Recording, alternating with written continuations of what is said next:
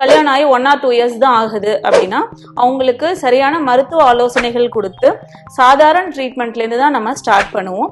So IUI வந்துட்டு ஒருத்தவங்களுக்கு நல்ல சக்சஸ் ரேட் வரணும்னா அதுக்கு என்னென்ன இருக்கணும்னு நான் சொல்றேன். IVFன்றது இட் இஸ் நாட் ஒரு சிங்கிள் ஸ்டெப் ப்ரொசீஜர். அது வந்து பாத்தீங்கன்னா எங்க கூட பேஷண்ட்ஸ் வந்து they travel with us. So இதுல எக்கும் ஸ்பெர்மும் தானாதான் வந்து இணையணும், தானாதான் கரு உருவாகணும், தானாதான் வந்து கர்ப்பப்பையில பதிஞ்சு அது குழந்தையா வளர்ந்து இன்ஜெக்ஷனே இல்லாம டேப்லெட்ஸ் மூலமா IVF பண்ற சயின்டிபிக் ட்ரீட்மெண்ட் வந்து இது வரைக்கும் வரல. ஐயுஐல ரிசல்ட் வரல அப்படின்னா ஐயுஐயோட சக்சஸ் ரேட்டே ரொம்ப கம்மி தான். நம்ம பொதுவா ஒரு 10 பேருக்கு ஐயுஐ பண்றோம் அப்படின்னா 2ல இருந்து 3 பேருக்கு ரிசல்ட் வரும். அது யாரா இருப்பாங்கன்னா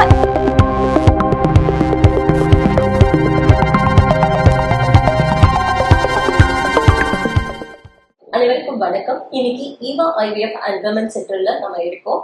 இந்த சமீப காலத்துல பாத்தீங்க அப்படின்னாக்கா நிறைய பேரோட பிரச்சனை குழந்தையின்மை தான். இது எதனாலனாக்கா ஒரு மனிதனின் சிறந்த செல்வமே ஒரு குழந்தை செல்வம் தான். அது இப்ப சமீப காலமா நிறைய பேருக்கு குழந்தையின்மை பிரச்சனை இருந்துட்டு இருக்கு. இது எதனாலன்றத கேட்டு தெரிஞ்சுக்கலாம் நம்ம மருத்துவர்கிட்ட. இன்னைக்கு நம்மளுடைய 2 மருத்துவர்கள் இருக்கிறாங்க, டாக்டர் அர்ச்சனா அவர்கள், டாக்டர் நஸ்ரீன் அவர்கள். இவங்க கிட்ட நம்மளோட சந்தேகங்களை கேட்டு தெரிஞ்சுக்கலாம் வாங்க. வணக்கம் டாக்டர். வணக்கம் டாக்டர். வணக்கம் டாக்டர். கொஞ்ச நாளாவே நிறைய பேருக்கு குழந்தையின்மை பிரச்சனை வந்து ஏற்பட்டிருக்கு. இது எதனாலன்னு சொல்றீங்களா? இப்ப பாத்தீங்கன்னா சமீப காலத்துல பாத்தீங்கன்னா first of all age of the marriage முன்னெல்லாம் கேள்விப்பட்டிருப்பீங்க. நம்ம தாத்தா காலத்துல அதுக்கு முன்னாடி இருந்த ஜென்ரேஷன்லாம் 18 வயசு ஒரு குழந்தை வந்து வயசுக்கு வந்த உடனே அவங்க வந்துட்டு நெக்ஸ்ட் வந்து கல்யாணத்துக்காக பிளான் பண்ணுவாங்க. 20 வயசு 21 வயசுல ஃபேமிலியே கம்ப்ளீட் பண்ணிடுவாங்க. ஆனா இப்ப பாத்தீங்கன்னா நமக்கு ஃபீமேல்ஸ் எஸ்பெஷலி பாத்தீங்கன்னா நம்மளுக்கு அவங்க கெரியர் பெனிஃபிட்ஸ் அதெல்லாம் இருக்கு இல்லையா. ஸோ அதனால ஏஜ் ஆஃப் மேரேஜே நம்ம மோஸ்ட் ஆஃப் த ஃபீமேல்ஸ்க்கு தள்ளி போயிருக்கு. தட் இஸ் 30 வயசு கழிச்சுதான் அவங்க வந்து மேரேஜ் பத்தியே யோசிக்கிறாங்க. அது வந்து ரொம்ப ரொம்ப முக்கியமான ரீசன். ரெண்டாவது பாத்தீங்கன்னா லைஃப் ஸ்டைல்ல பாத்தீங்கன்னா நம்மளுக்கு சிக்னிபிகண்டா நிறைய சேஞ்சஸ் இருக்கு. ஃபார் எக்ஸாம்பிள் அந்த ஸ்ட்ரெஸ் லெவல்ல இருந்து நம்ம சாப்பிட்ற உணவுல இருந்து நம்ம உடுத்துற க்ளோத்ஸ்ல இருந்து எல்லாத்துலயும் வந்து கலப்படம் இருக்குன்றதை நம்ம அக்செப்ட் பண்ணிக்கணும்.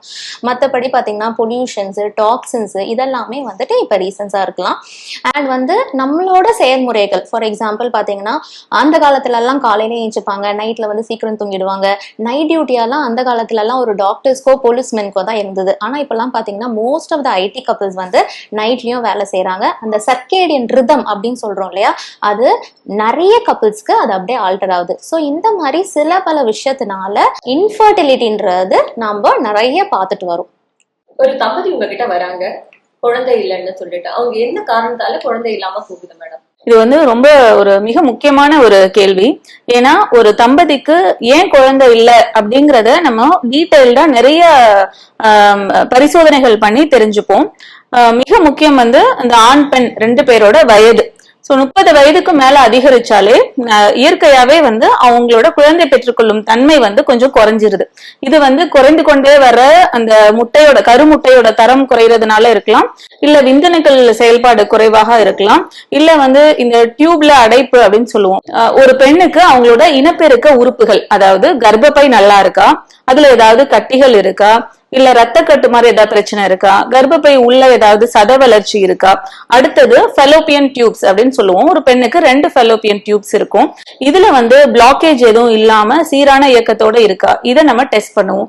அடுத்த மிக முக்கியமானது வந்து ஒரு பெண்ணோட கருமுட்டை, அதாவது சினைப்பையில நிறைய கருமுட்டைகள் ஒரு மாதமும் உருவாகும். அது குறிப்பிட்ட அளவு இருந்தாதான் அதுல இருந்து தரமான குழந்தை வந்து உருவாக முடியும். இதுல ஏதாவது பிரச்சனை இருக்கா அப்படிங்கறத அந்த பெண்ணுகிட்ட நம்ம அல்ட்ராசவுண்ட் ஸ்கேன் பண்ணுவோம். சில மருத்துவ பரிசோதனை, சில ரத்த பரிசோதனைகள் மூலமா வந்து இதெல்லாம் நல்லா இருக்காங்கிறத தெரிஞ்சுக்கலாம்.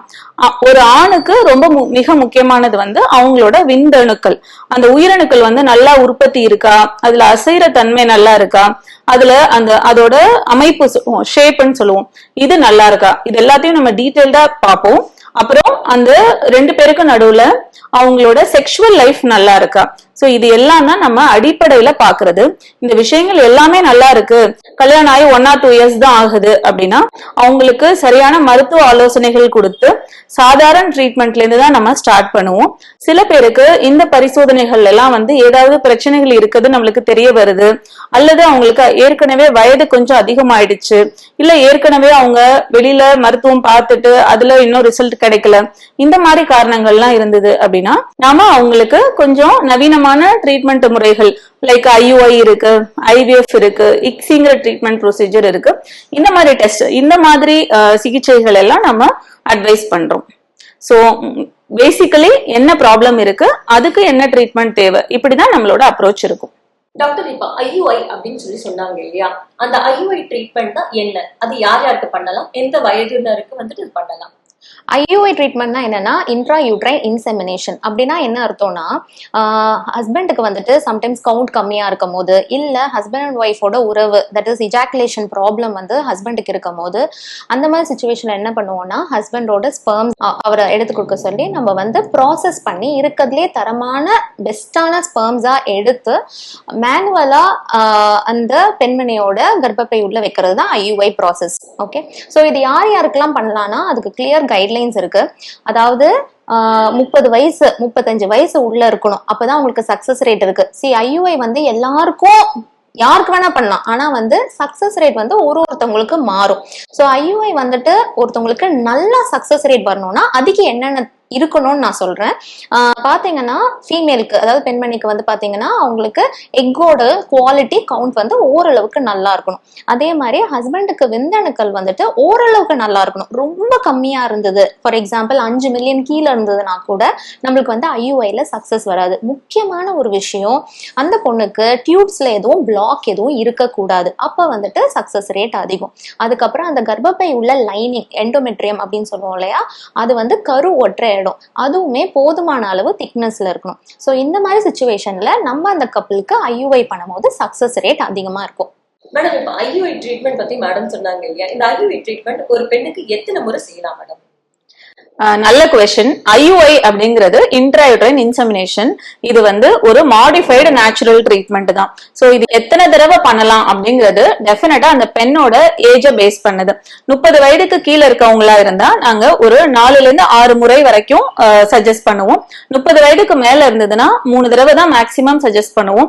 அது மேல ரிசல்ட் இல்ல அப்படின்னா அவங்களுக்கு IUIல ரிசல்ட் வராததுக்கு ஏதோ ஒரு அடிப்படை காரணம் இருக்கணும். அதை நம்ம ரீஅசஸ் பண்ணுவோம். அதுக்கப்புறம் அவங்களுக்கு வெதர் IUI கண்டினியூ பண்ணலாமா இல்ல அட்வான்ஸ்டு ட்ரீட்மெண்ட் சஜஸ்ட் பண்ணணுமா அப்படிங்கறத நம்ம டிசைட் பண்ணுவோம். வயது அதிகமான பெண்களுக்கு இந்த ட்ரீட்மெண்ட்னால வந்துட்டு ரிசல்ட் வந்து குறையும்னு சொல்றாங்க இல்லையா, அது உண்மையா மேடம்? டெஃபினட்டா அது உண்மைதான். இது வந்துட்டு பாத்தீங்கன்னா வயது அதிகமாக ஆக முட்டையோட குவாலிட்டியும் சரி அந்த கவுண்டும் சரி கம்மியாயிட்டே வரும். ஓகேவா, அது வந்துட்டு ஒரு நோயோ டிசீஸும் கிடையாது, அதுதான் நேச்சரோட நியதி, அப்படிதான் அது நடக்கணும். நம்மளுக்கு வந்து 30 வயசுல இருக்க முட்டைகள் வந்து 40 வயசுல இருக்கக்கூடாது, 45 வயசுல மெனோபாஸ் வந்து 50 வயசுல எல்லாமே ஸ்டாப் ஆயிடணும். ஓகேவா, சோ அதனால ஒரு ஃபீமேலோட வயசுக்கு ஏத்த மாதிரி முட்டையோட குவாலிட்டி கம்மியாகும். அது எப்ப கம்மியாக ஆரம்பிக்கும்னா ஒரு 30 வயசுல ஸ்டார்ட் ஆகும். அதுக்கப்புறம் 35 வயசுக்கு அப்புறம் ரொம்ப ஆக்சலரேட்டடா ரொம்ப ஃபாஸ்டா அது கம்மியாக ஆரம்பிக்கும். 40 வயசுல இருந்து 45 வயசுக்குள்ள அந்த எக்கோட குவாலிட்டி ரொம்பவே கம்மியா இருக்கும்.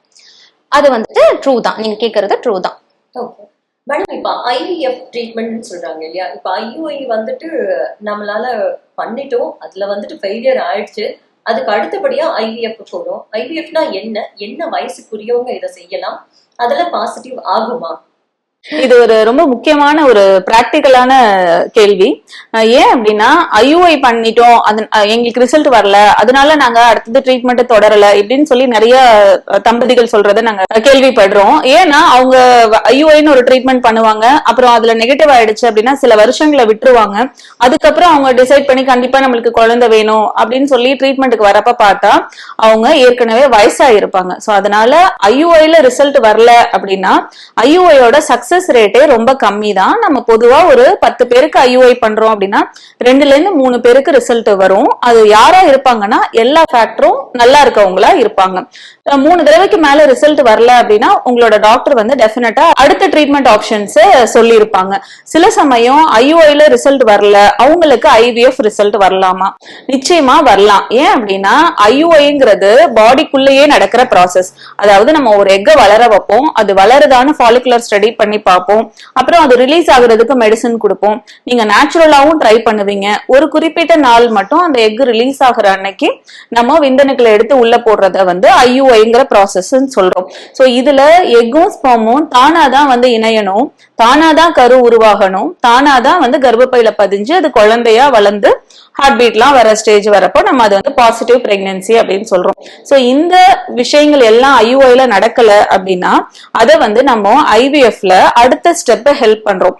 அதாவது IVF ப்ராசஸ் அப்படின்னா என்னன்னா, ஒரு பெண்ணுக்கு கருமுட்டைகள் ஒரு சைடும் 7-8 வளர்றதுக்கு வாய்ப்புகள் இருக்கும். ஆனா நேச்சுரல் சைக்கிள்லயோ இல்ல IUI சைக்கிள்லயோ என்ன பண்ணுவோம்னா, ஒரு எக்கு மட்டும்தான் வளரும். அந்த மாசத்துல வளர வேண்டிய மீதி முட்டைகள் எல்லாம் வந்து அதோட growth ஸ்டாப் ஆயிரும். நம்ம IVF ப்ராசஸ்ல என்ன பண்றோம்னா, இந்த முட்டைகள் அந்த பெண்ணுக்கு அந்த மாசத்துல எத்தனை முட்டைகள் வளர வாய்ப்பு இருக்கோ அது எல்லாத்தையுமே மருந்துகள் மூலமா வளர வச்சிடறோம். சோ அவங்களுக்கு எக்ஸ் எல்லாம் நல்லா வளர்ந்துருச்சுன்னா அதை வெளியில எடுத்து அதுக்கு ஒரு சின்ன மயக்க மருந்து கொடுத்து அந்த முட்டைகள் எல்லாத்தையும் நம்ம வெளியில எடுத்துடுறோம். அந்த கருமுட்டைகளோட அவங்க கணவரோட விந்தணுக்கள்ல நல்ல ஸ்பெர்ம்ஸை மட்டும் எடுத்து ரெண்டையும் இணைச்சிடுறோம். இது 5 நாள் கழிச்சு ஒரு குழந்தையா உருவாயிரும். அதாவது இன்னும் உங்களுக்கு பிறக்காத குழந்தை, மைக்ரோ பேபிஸ்ன்னு சொல்லுவோம், இல்ல ஆங்கிலத்துல அதை எம்ப்ரியோஸ் அப்படின்னு சொல்லுவோம். நேச்சுரலா பாடியில கருக்குழாய், அதாவது அந்த டியூப்னு சொல்லுவோம், ஃபெலோப்பியன் டியூப், அதுல நடக்க வேண்டிய ப்ராசஸ் தான் நம்மளுக்கு IVFல லேப்ல நடக்குது. சோ இந்த மாதிரி ஃபார்ம் ஆன குழந்தைய அந்த கர்ப்பப்பையில லைனிங் வளர வச்சு எடுத்துட்டு உள்ள போய் பிளேஸ் பண்ணோம்னா 15 நாளைக்கு அப்புறம் பிரெக்னன்சி டெஸ்ட் பண்ணி பாக்குறப்ப அவங்களுக்கு பாசிட்டிவ் பிரெக்னன்சி வரும். சோ இதுல IUI விட IVFக்கு சக்சஸ் ரேட் ரொம்ப அதிகம். அதாவது நம்ம ஒரு 10 பேருக்கு பண்றோம் அப்படின்னா குறைஞ்சது 7-8 பேருக்கு வந்து நல்ல பாசிட்டிவ் பிரெக்னன்சி ரிசல்ட் வந்து IVFல வர்றதுக்கு வாய்ப்புகள் இருக்கு. ஏன்னா முட்டைகள்ல சிறந்த முட்டைகளை மட்டும் எடுத்து சிறந்த விந்தணுக்களோட ஜாயின் பண்றதுனால கரு உருவாக்கம் சிறப்பாவே நடக்கும். அதை நம்ம சரியான டைம்ல எடுத்துட்டு போய் பிளேஸ் பண்றதுனால கர்ப்பமா ஆகிற வாய்ப்புகளும் வந்து ரொம்ப அதிகரிக்கும். சோ இதுதான் IUIக்கும் IVFக்கும் உள்ள வித்தியாசம். அண்ட் IVFல சக்சஸ் அதிகரிக்கிறதுக்கான காரணங்களும் இதுதான். டாக்டர் நஸ்ரின் அவர்கள் சொன்னாங்க இல்லையா, இப்ப அந்த கருமுட்டைகள் வெளியே எடுக்கும் போது மயக்க மருந்து கொடுத்து நாங்க எடுப்போம் அப்படின்ட்டு. அந்த மயக்க மருந்து கொடுத்து ஒரு பேஷண்ட் கிட்ட இருந்து கருமுட்டை எடுக்கும் போது அந்த பேஷண்ட்டுக்கு அதனால வலிகள் ஏற்படுமா? அது ரொம்ப காமனான கொஸ்டின். IVFனா நிறைய இன்ஜெக்ஷன்ஸ் வந்துட்டு யூஸ் பண்ணுவோம், ரொம்ப வலியா இருக்குமா அப்படின்னு சொல்லிட்டு பாத்தீங்கன்னா எந்த வலியும் இருக்காது. எல்லாமே வந்து மயக்கம் கொடுத்துதான் நாங்க வந்து முட்டைகள் வந்து எடுக்கும் போது மயக்கம் கொடுத்துதான் எடுப்போம். ஏன்னா வந்துட்டு ஆண்களுக்கு பாத்தீங்கன்னா விந்தணுக்கள் அவங்க வெளியில எடுத்து கொடுக்குற விஷயம், வேற வந்து ஃபீமேல்ஸ்க்கு பெண்களுக்குன்னு பாத்தீங்கன்னா முட்டை வந்து உடம்புக்குள்ள இருக்கிற விஷயம். ஸோ உடம்புக்குள்ள IVFல என்ன பண்ணுவோம்னா உடம்புலயே அது வந்துட்டு உடம்புக்குள்ள அது வளர வச்சு லைட் மயக்கம் தான், அது லைட்டா மயக்கம் கொடுத்து முட்டைகளை நாங்க வெளில எடுப்போம். ஸோ அது கம்ப்ளீட்டா பெயின்லெஸ் ப்ரொசீஜர். அவங்களுக்கு எந்த இடத்துல வந்து டிஸ்கம்ஃபர்ட், IVF ப்ரொசீஜர் பண்ணும் போது எந்த இடத்துல டிஸ்கம்ஃபர்ட் வரலாம்னா டெய்லி இன்ஜெக்ஷன்ஸ் கொஞ்சம் இருக்கும். ஓகேவா, இது வரைக்கும் வந்து இன்ஜெக்ஷனே இல்லாம டேப்லெட்ஸ் மூலமா IVF பண்ற சயின்டிபிக் ட்ரீட்மெண்ட் வந்து இது வரைக்கும் வரல. ஸோ அதனால உலகத்துல எங்க IVF பண்ணாலும் நம்ம டெய்லி இன்ஜெக்ஷன்ஸ் இருக்கிற மாதிரி தான் இருக்கும். அண்ட் அதெல்லாமே பாத்தீங்கன்னா பெயின்லெஸ் இன்ஜெக்ஷன்ஸ் தான். இப்போ வந்து ப்ரோட்டோகால்ஸ்லாம் நிறைய மாறிட்டு வருது. நிறைய இன்ஜெக்ஷன்ஸ் யூஸ் பண்ணாம இன்ஜெக்ஷன்ஸ் வந்து ரொம்ப ரொம்ப கம்மியா கிரீன் IVFலாம் நாங்க பண்ணிட்டு இருக்கோம். ஸோ அதனால 10 இன்ஜெக்ஷன் போடுற இடத்துல ஒரு 3-4 இன்ஜெக்ஷன் போட்டே வந்துட்டு நாங்க எக்ஸ் எல்லாம் எடுக்கிறதுக்கு ட்ரை பண்றோம். அதுக்கப்புறம் பாத்தீங்கன்னா எம்ப்ரியோ டிரான்ஸ்ஃபர் ப்ரொசீஜர், அதாவது கரு உண்டாக்கி திருப்பியும் யூட்ரஸ்குள்ள வைக்கும் போது வலி இருக்குமா அப்படின்னு கேட்பாங்க. அதுவுமே கிடையாது. ஏன்னா வந்துட்டு கருன்றது ஒரு மைக்ரோஸ்கோபிக் ஸ்ட்ரக்சர். டாக்டர் நஸ்ரின் சொன்ன மாதிரி கருன்றது ஒரு மைக்ரோ பேபிஸ், அது கண்ணுக்கே தெரியாதது ஒண்ணு. ஸோ அது வந்து ஒரு சின்ன ஒரு நூல் மாதிரி ஒரு சின்ன கெத்தீட்டர்ல அந்த கருவை வச்சு கர்ப்பப்பைக்குள்ள வைப்போம். It is a completely painless procedure. So இதெல்லாம் வந்து பேஷண்ட்டுக்கு வந்து பெயினை விட ஒரு டிஸ்கம்ஃபர்ட் சம்டைம்ஸ் இருக்கும். அந்த டிஸ்கம்ஃபர்ட்லாம் இருக்கக்கூடாதுன்றதுக்காக நாங்க முதலே ட்ரையல் பண்ணி பார்ப்போம். பேஷண்ட்ஸ்க்கு வந்து இப்படிதான்ப்பா நாங்க பண்ண போறோம், இப்படிதான் நாங்க முட்டை எடுப்போம், இப்படிதான் நாங்க வந்து எம்ப்ரியோ உள்ள வைப்போம் அப்படின்னு சொல்லிட்டு டீடைல்டு கவுன்சிலிங்க. அதுக்கப்புறம் எல்லா ப்ரொசீஜர், எல்லா மெயின் ப்ரொசீஜருக்கு முன்னாடி ட்ரையல் ப்ரொசீஜர்ஸ் பண்ணிட்டு தான் நாங்க வந்து மெயின் ப்ரொசீஜருக்கு பேஷண்ட்டை வந்து நாங்க கூட்டிட்டு போவோம். ஸோ அதனால ஹோல் ஐவிஎஃப் ட்ரீட்மெண்ட் வந்து it is a painless procedure. ஒரு பேஷண்ட் ஐவிஎஃப் ட்ரீட்மெண்ட்டுக்காக வராங்க அப்படின்னாக்கா அவங்க என்னென்ன விஷயங்கள் தெரிஞ்சுக்கணும், எவ்வளவு நாள் வந்து ஹாஸ்பிட்டலேஷன், அதாவது ஹாஸ்பிட்டல் அட்மிட் ஆகி ட்ரீட்மெண்ட் எடுத்துக்கணும் டாக்டர்? ஒரு ரொம்ப முக்கியமான விஷயம் இந்த ஐவிஎஃப் ட்ரீட்மெண்ட்ல என்ன அப்படின்னா, ஹாஸ்பிட்டல் அட்மிஷன் வந்து இந்த என்டையர் ப்ரொசீஜர்ல கிடையாது. அதாவது ஒரு சின்னதா 2 நாள் டே கேர் ப்ரொசீஜர் அப்படின்னு சொல்லுவோம். மார்னிங் வந்துட்டு ஈவினிங் போயிடுற மாதிரி தான் வந்து இந்த என்டையர் ப்ராசஸ்ல ஒரு 2 நாள் மட்டும் தேவைப்படும். ஐவிஎஃப் ட்ரீட்மெண்ட்டுக்குள்ள ஒரு தம்பதி போறாங்க, அவங்க தெரிஞ்சுக்க வேண்டிய விஷயங்கள் என்னென்ன அப்படின்னா, அவங்களுக்கு இந்த ட்ரீட்மெண்ட்ல 2 பகுதி இருக்கு அப்படிங்கறத நம்ம ஃபர்ஸ்ட் எக்ஸ்பிளைன் பண்ணுவோம். அதாவது முதல் பகுதி வந்து அந்த பெண்ணுக்கு வந்து மருந்துகள் மூலமா கருமுட்டைகள் வளர வச்சு அது வந்து ஒரு 10 நாள் எடுக்கும் அந்த ப்ரொசீஜர். ஒன்ஸ் அந்த முட்டைகள் எல்லாம் வளர்ந்து மெச்சூரா இருக்கு, ரெடியா இருக்கு அப்படின்னா ஒரு நாள் மட்டும் அவங்கள நம்ம ஒரு அனஸ்தீசியா ப்ரொசீஜருக்காக ஒரு டே கேர் அட்மிஷன் போடுவோம். அதாவது அவங்க மார்னிங் வந்துட்டு ஒரு ½ ப்ரொசீஜர், அந்த எக் எடுக்கிற ப்ராசஸ் முடிஞ்சிடுச்சு அப்படின்னா அனஸ்தீசியால இருந்து அவங்க வெளியில வந்துருவாங்க. ஒரு 1 or 2 hours வந்து நம்ம தண்ணி, உணவு இதெல்லாம் கொடுத்துருவோம். அதுக்கப்புறம் வந்து அவங்க ஒரு 2-3 மணி நேரத்துல வந்து வீட்டுக்கு அனுப்பிடுறோம். அவங்க கிட்ட நம்ம எடுத்த அந்த முட்டைகளை கணவரோட விந்தணுக்கள்ல ஜாயின் பண்ணி அந்த கரு வளர்ற ப்ராசஸ் வந்து நம்ம லேப்ல நடந்துட்டு இருக்கும். வேறஸ் வந்து அந்த பெண் வந்து அந்த ப்ரொசீஜர் முடிஞ்சதுக்கு அப்புறம் ஈவினிங் வீட்டுக்கு போயிடலாம். சோ எத்தனை நாள் ஹாஸ்பிட்டல் வரணும் இந்த ப்ரொசீஜர்ல அப்படின்னா, நம்ம ஜென்ரலா இந்த ஐவிஎஃப்க்கு கொடுக்கிற இன்ஜெக்ஷன்ஸ் எல்லாம் ரொம்ப ஸ்பெஷல் டெம்பரேச்சர் சென்சிட்டிவ் இன்ஜெக்ஷன்ஸ் சொல்லுவோம். அதனால நம்ம கண் பட டெய்லியும் வந்து இன்ஜெக்ஷன் போடுறதையும் அது வளருதான்னு ஸ்கேன் பாக்குறதையும் வந்து நம்ம அறிவுறுத்துறோம். அதனால ஒரு 10 நாள் டெய்லி ஜஸ்ட் ஓபியா வந்து இன்ஜெக்ஷன்ஸ் போட்டுட்டு போயிட்டு இந்த எக் எடுக்கிற ஒரு நாள் மட்டும் ஒரு டே கேர் அட்மிஷன் தேவைப்படும். சோ இந்த ப்ராசஸ் முடிஞ்சிருச்சு அப்படின்னா ஐவிஎஃப் மெயின் பார்ட்டை வந்து அவங்க முடிச்சிருக்காங்க. அதாவது எக் வளர்த்திருக்கோம், அது எக் ரிட்ரீவல் பண்ணிருக்கோம், அதுல இருந்து இக்ஸி அப்படிங்கிற ப்ரொசீஜர் பண்ணிருக்கோம், அதுல இருந்து அந்த கரு உருவாயிருக்கு, அந்த கருவை நம்ம ஃப்ரீசிங் பண்ணிட்டோம். சோ ஒரு first half of the procedure முடிஞ்சிடுச்சு. அடுத்த ப்ராசஸ் வந்து எம்ப்ரியோ டிரான்ஸ்பர் அப்படிங்கிற ப்ராசஸ். அதாவது நம்ம உருவான கருக்கள்ல பெஸ்டான கருவா எடுத்து அந்த பெண்ணோட கர்ப்பப்பை லைனிங் வளர வச்சு நம்ம உள்ள எடுத்துட்டு போய் செலுத்துவோம். சோ இந்த மந்த்லயும், இந்த 2வது ட்ரீட்மெண்ட் மந்த்லயும் அவங்க ஒரு 3 முதல் 4 முறை வரைக்கும் ஹாஸ்பிட்டலுக்கு வர தேவைப்படும். ஒரு நாள் மட்டும் ஒரு 2-3 மணி நேரம் வந்து ப்ரொசீஜர் பண்றதுக்கு அட்மிஷன் போடுவோம். சோ இதுதான் வந்து ஐவிஎஃப் ட்ரீட்மெண்ட் பண்ணிக்க போற கப்பிள்ஸ் தெரிஞ்சுக்க வேண்டிய விஷயங்கள். சோ இதுல மொத்தமாவே ஒரு 10 நாள் மட்டும்தான் இன்ஜெக்ஷன்ஸ் இருக்கும். மற்ற ட்ரீட்மெண்ட் ப்ரொசீஜர்ஸ் எல்லாம் மருந்து மாத்திரைகள், சில ஸ்கேனு அண்ட் அவங்களுக்கு தேவையான உணவு அட்வைஸ் இதெல்லாம் தான் நம்ம கொடுப்போம். ஒரு தம்பதி ஐவிஎஃப் ட்ரீட்மெண்ட் எடுக்கிறதுக்கு ரெடி ஆயிட்டாங்க. அவங்க என்னென்ன அடிப்படைகளை வந்துட்டு கொண்டு ஒரு ஐவிஎஃப் ட்ரீட்மெண்ட் சென்டரை வந்துட்டு சூஸ் பண்ணணும் டாக்டர்? வெரி குட், ரொம்ப நல்ல கேள்வி. இதை பாத்தீங்கன்னா ஃபர்ஸ்ட் வந்து அந்த டாக்டர் பேஷண்ட்டுக்குள்ள இருக்கிற ரிலேஷன்ஷிப் இஸ் வெரி வெரி இம்பார்ட்டன்ட்ங்க. ஸோ ஒரு பேஷண்ட் வந்து ஒரு பேஷண்ட் கப்பல் வந்து பாத்தீங்கன்னா அவங்க பெரிய நோயோடோ இல்ல டிசீஸோடோ எங்க வீட்டுல வர்றது கிடையாது எனி ஃபர்டிலிட்டி சென்டருக்கு போகும்போது, ஓகேவா? ஸோ அந்த டாக்டர் கிட்ட வந்து ரிலேஷன்ஷிப் சரியா, அவங்களுக்கு வந்து இருக்கிறதுலயே ரொம்ப ஸ்மால் டவுட் இருந்தா கூட வந்து டாக்டர் வந்து கிளாரிஃபை பண்ற அளவுக்கு அவங்களுக்கு டைம் கொடுக்கணும். ஒரு பேஷண்ட்டுக்குமே பாத்தீங்கன்னா ட்ரீட்மெண்ட்டை விட இது கவுன்சிலிங் வந்து பாத்தீங்கன்னா நியர்லி ஒரு 45 minutes to 1 hour நாங்க எடுத்துப்போம். So individual patient care that is very important. அதாவது எல்லா கப்பிள்ஸ்க்கும் ஒரே ட்ரீட்மெண்ட் கொடுக்காம ஒருத்தருக்கு ஒரு மாதிரி ட்ரீட்மெண்ட் கொடுத்தா சக்சஸ் ரேட் பெட்டரா இருக்கும். அதாவது 30 வயசு கீழே இருக்கிறவங்களுக்கும் 40 வயசுக்கு மேல இருக்கிறவங்களுக்கும் ஒரே மாதிரி ட்ரீட்மெண்ட் கொடுத்தா எப்படி சக்சஸ் வரும்? ஸோ அதனால இண்டிவிஜுவலைஸ்டா ப்ரோட்டோகால் செட் பண்ணி அதுக்கு வந்து டைம் ஸ்பெண்ட் பண்ணி அது பண்றாங்களா இல்லையா, அது வந்து ஒரு கப்பிள் வந்து ஒரு டாக்டரை மீட் பண்ணும்போது ஒரு 2-3 days டேஸ்லயே அவங்களுக்கு வந்துட்டு அந்த ரிலேஷன்ஷிப்பா அவங்களுக்கு செட் ஆகி அவங்களே தெரிஞ்சுப்பாங்க. மூணாவது முக்கியமான விஷயம் என்னன்னா, ஐவிஎஃப் பொறுத்த வரைக்கும் ஃபினான்ஷியல் கவுன்சிலிங்கும் ரொம்ப இம்பார்ட்டன்ட். ஸோ வந்து ஸ்டார்டிங் ஆஃப் த ட்ரீட்மெண்ட்ல இருந்து எம்ப்ரியோ டிரான்ஸ்ஃபர் வரைக்கும் எவ்வளவு செலவாகும் அப்ராக்சிமேட்டா பேஷண்ட் கப்பலுக்கு ஒரு ஐடியா தேவை. அதை ஒரு டீட்டெயில்டா ஒரு கவுன்சிலிங் வச்சு கண்டிப்பா அந்த ஃபர்டிலிட்டி சென்டர் கொடுக்கணும். அதுக்கப்புறம் முக்கியமான விஷயம், அந்த ஃபர்டிலிட்டி சென்டர்ல ஒர்க் பண்ற எம்ப்ரியாலஜிஸ்ட், அதுக்கப்புறம் கைனகாலஜிஸ்ட், ஃபர்டிலிட்டி ஸ்பெஷலிஸ்ட், இது எல்லாமே வந்துட்டு ஒரு ஓப்பன் டேட்டா அவங்க வெப்சைட்லயோ இல்ல வந்துட்டு அவங்களோட ப்ரொஃபைல்லயோ இருக்க போகுது. அதை வந்து தெரிஞ்சுக்க வேண்டிய ரெஸ்பான்சிபிலிட்டி கண்டிப்பா பேஷண்ட்டுக்கு இருக்கு. இந்த விஷயங்கள்லாம் வந்துட்டு அவங்க பார்த்துட்டு அவங்க வந்து முடிவு எடுக்கணும் ஒரு ஃபர்டிலிட்டிஸ். பிகாஸ் ஐவிஎஃப்ன்றது இட் இஸ் நாட் ஒரு சிங்கிள் ஸ்டெப் ப்ரொசீஜர். அது வந்து பாத்தீங்கன்னா எங்க கூட பேஷண்ட்ஸ் வந்து தே travel with us. It is not like வந்து தலைவலிக்கு டேப்லெட்ஸ் எடுக்கிறாங்க அந்த மாதிரிலாம் கிடையாது. வராங்கன்னா it will take 1 or 2 months.